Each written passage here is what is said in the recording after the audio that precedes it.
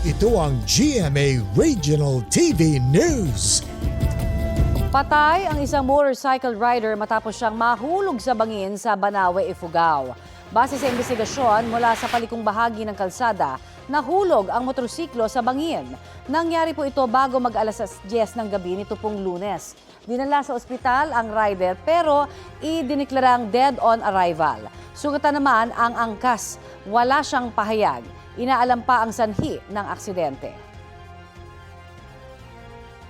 Nasunog ang isang storage facility sa Barangay Sala sa Cabuyao, Laguna.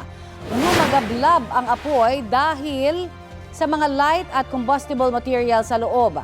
Ayon sa Cabuyao City Fire Station, 4 na pamilya ang apektado sa sunog. Wala namang nasaktan sa insidente.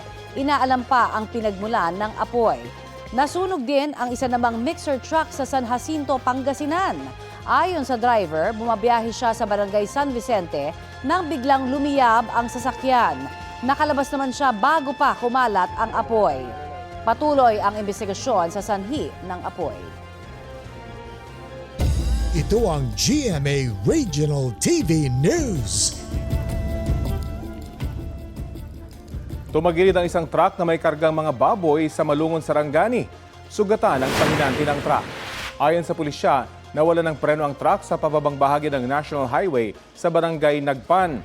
Hindi na raw nakontrol ng driver ang truck dahil sa bigat ng dala nitong nasa 150 baboy.